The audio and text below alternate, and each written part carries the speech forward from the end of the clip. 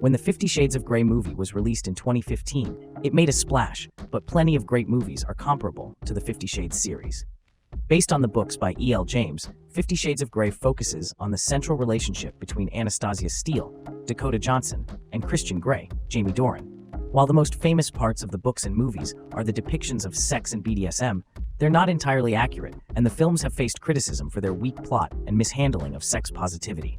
However, films that fall into the romance and eroticism genres don't necessarily have to distance themselves from a compelling story structure. Including elements like the importance of self-discovery, sexual liberation, and even the humor that can be found in intimate moments makes these projects worthwhile. On-screen depictions of sex have faced great criticism in recent years, and rightly so, as they are a sensitive subject. Though every 50 Shades movie doesn't handle these topics perfectly, they encourage people to seek out the best of the genre and find the films they connect with. Number 10. 365 Days is remarkably similar to 50 Shades of Grey in that both are based on books and deal with a sexually intense dynamic between the lead characters. However, 365 Days blurs the line between consent and abuse and has received criticism for its depiction of such an unhealthy dynamic. While Anna and Christian have their fair share of issues in the 50 Shades movies, it's not as blatantly problematic. Despite this, 365 Days was immediately popular when it was made available on Netflix.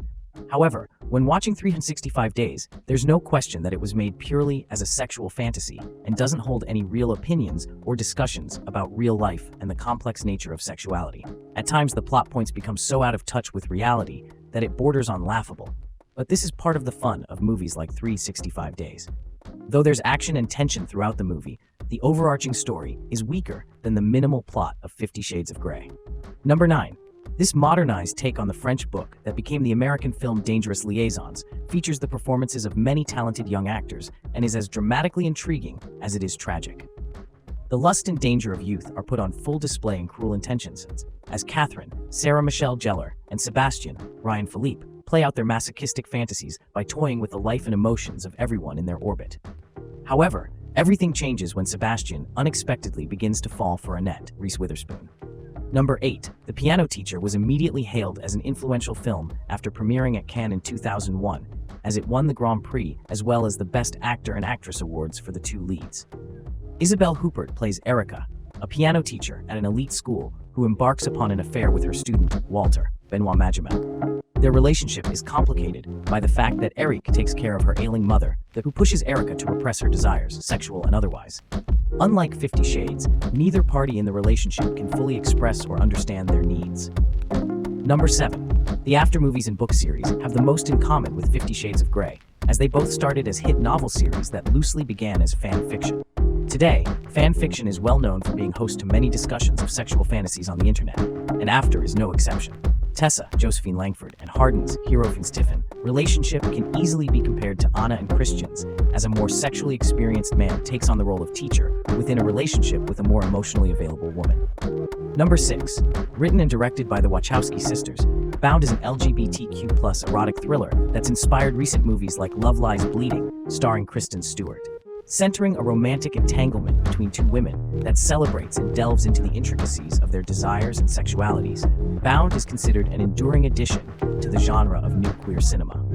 Even the most violent and tension-filled scenes are steeped in the attraction and chemistry between Gina Gershon and Jennifer Tilly. Number 5. While many films that play with erotic fantasies and roleplay simulate games of cat and mouse, Basic Instinct genuinely places a psychological mind game at the center of the story. Unfortunately, Sharon Stone faced backlash for her exceptional performance as Catherine Trammell, a modernized iteration of the femme fatale in the landmark neo-noir movie. Her complex and intense relationship with Nick Curran, Michael Douglas, leads both characters deeper into a web of lies and murder that keeps the audience guessing.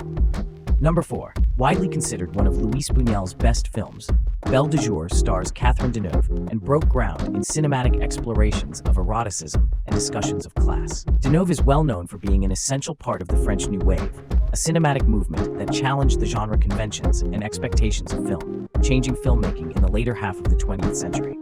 Belle de Jour follows the life of Séverine Cerisy Deneuve, who's sexually unfulfilled in her life with her husband, and so starts working in a high-end brothel in the afternoons when her husband is at work. Number 3. Gina Prince Bythewood is an amazing director who also created Love and Basketball, one of the best rom-coms of the early 2000s. She moved into new territory with Beyond the Lights, looking at the cost and pressures of fame alongside a budding relationship. Beyond the Lights has intimate scenes, but the core of the story is the emotional connection between Noni, Gugu Mbatha-Raw, and Kaz, Nate Parker. After being pushed to her limit as a rising pop star, Noni finds comfort and safety with Kaz when no one else provides this for her. Number 2. The performances of Maggie Gyllenhaal and James Spader are what cements Secretary as a movie as funny as it is sexy. It's been speculated that 50 Shades of Grey might have taken inspiration from the movie, as Spader's character is named E. Edward Grey, and the relationship between the two characters explores a dominant and submissive dynamic. Though erotic films have existed since movies were invented, Secretary was met with mixed reactions due to its frank discussions and depictions of sexual encounters that media typically skirt around. Number 1. Prime Video recently released its own Mr. and Mrs. Smith show, starring Donald Glover and Maya Erskine, and while the new show made waves, it's vastly different from the original movie. In the film, Angelina Jolie and Brad Pitt star as world-renowned assassins who just so happen to fall in love without knowing the other's identity.